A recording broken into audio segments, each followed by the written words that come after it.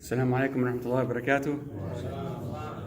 Jazakallah khair again for having me. It's very good to be back. It's my home away from home, and alhamdulillah, it's something really that warms my heart, and it's a great pleasure to be here, alhamdulillah. And inshallah, I hope that I can convey something of some wisdom or benefit, inshallah, over these next few days.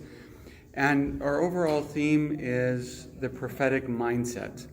So it's a function of understanding how it is that the Prophet ﷺ would think and understand things in a way that we also might try to adopt that, so that we might lead a better life as believers, and in general a better life.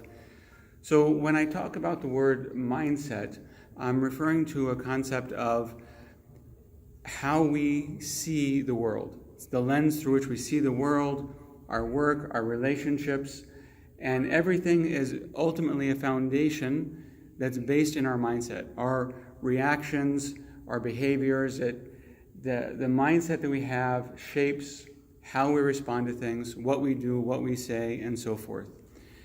Now, in general, there are two mindsets that we talk about, an inward mindset and an outward mindset. Now, an inward mindset is where a person is really just focusing on themselves. The self-interest is there. It's what they want to do. It's their objectives, their goals. That's what matters the most.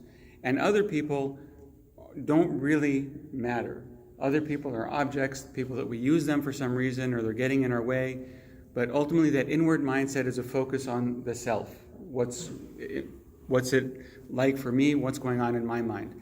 The outward mindset is where we find that other people matter like we matter. Other people are as important to us as we are, and we strive to fulfill our goals and visions and dreams in a way that accounts for other people, so that your success goes hand in hand with my success. So I'm still interested in getting the things done that I need to be done, but I do it in a way that benefits the people around me and that accounts for the goals and dreams of those people around me. And this is something where we find that the Prophet ﷺ, with this understanding, had a very outward mindset, because others matter to him as much as he mattered to himself. In fact, others matter to him so much that Allah subhanahu wa ta'ala says in Surah Al-Kahf, Bismillah ar-Rahman ar-Rahim, فَلَعَلَّكَ بَاخِعٌ نَفْسَكَ عَلَىٰ آثَارِهِمْ إِن لَمْ يُؤْمِنُوا بِهَذَا الْحَدِيثِ أَسَفًا. Would you rather perhaps torment yourself to death with grief over them if they are not willing to believe in this message? Right? So this was the ayah revealed to Prophet ﷺ because he was so concerned. He wanted his people, he wanted all of humanity, but starting with the Quraysh, with his own people, to accept this deen, because he knows that it's for their benefit. He wasn't getting anything out of it. If he had had an inward mindset, if he was just focused on himself, his own power, his own objectives, then he would have said, yes, you're going to make me a king. Okay, I'm good. I'll be a king, and I can do the things that I want to do. But he was concerned about them, even beyond their own capacity to understand, perhaps in that moment, that it was their soul that was at stake. This is what he was concerned about, that they would be able to achieve paradise. And even when they were actively working against him, and they were tormenting the other believers, and they were causing him harm, yet still his character, his mindset was that he wanted what was best for them. And that's why he was persistent in calling them to the deen. His focus was on the collective. How does the ummah succeed? This was that prophetic mindset. And it was that mindset that ultimately drives behavior. And it drives behavior in all of us.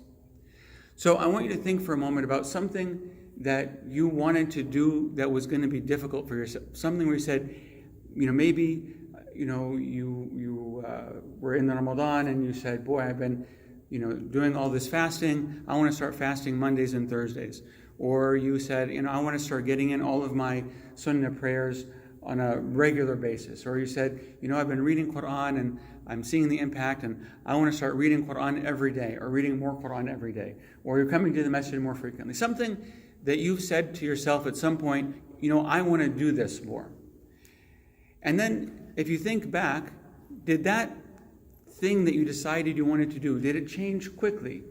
Or was it something that was perhaps just temporary? Or did you really have to work at it? Why is it that we find so many Ramadan Muslims? People that the rest of the year, we don't see them. They don't come to the masjid at all for anything. But suddenly in Ramadan, they're here for Taraweeh every night. It's not like they just quit their job and they were suddenly able to be here. But in Ramadan, there was something that enabled them to do more, to be more. They were more active, more generous. They participated more. They did more good deeds. But then after Ramadan, it was gone. We hear khutbahs every week. And granted, they're not all amazing, but certainly over the course of the year, I'm sure that we hear many, many khutbahs that are very inspiring, that really awaken our inner mind, that call us to something greater, that remind us about something good that we want to do, that incite us to think, yeah, I need to do more of that. And yet, how often do we find ourselves, by the time we get home, that idea has begun to fade away, and then if someone were to ask us at dinner that night what the khutbah was about, we struggled even to remember what the khutbah was about a few hours ago. And the reality is this: many of us know what we should be doing. I'm sure we could go around the room and check with each of us to say, is there something that you know that you should be doing better? Something that would be bringing you closer to Allah subhanahu wa ta'ala, a way that we could be in a better state with Allah subhanahu wa ta'ala. We know those things. It's not that we don't know. It's not that we have a lack of knowledge on what we can do to improve our state with Allah subhanahu wa ta'ala. The question becomes, how come we haven't been doing it? And I would say that it comes down to this issue of mindset. Because when we truly believe something, we take action on it. If we truly believed this building was on fire right now, we would all get up and leave. No one would sit around, wait for a fire bell to go off, wait for someone to say, okay, brothers and sisters, the building's on fire, please exit. We would see it, perceive it, and by believing it, we would exit the building on our own. And that's the reality. When our mindset is such that we believe something truly and deeply, then the behavior follows. The reason a lot of times in those previous examples our behavior didn't change was because we hadn't truly convinced ourselves. In our mind, we were thinking, yeah, that's a good idea, and I should be doing that. But because our mindset hadn't changed, we had allowed ourselves to make the excuses, to blame our circumstance, or blame other people, or blame the situation. Therefore, by the time we get home, we've justified not doing that thing that we know we should be doing, but I'm busy, and I do these other good things, and this thing and that thing and so forth, so I'm comfortable once again where I'm at.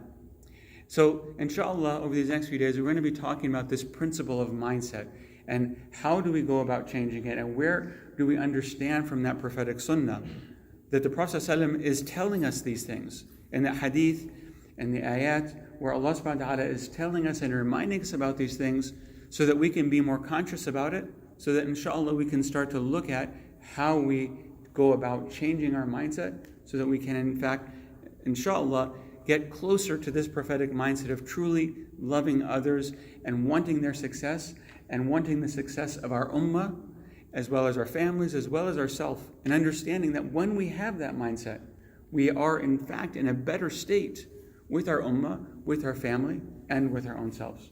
Wa jazakumullah khair. Wassalamu alaikum wa rahmatullahi wa barakatuh.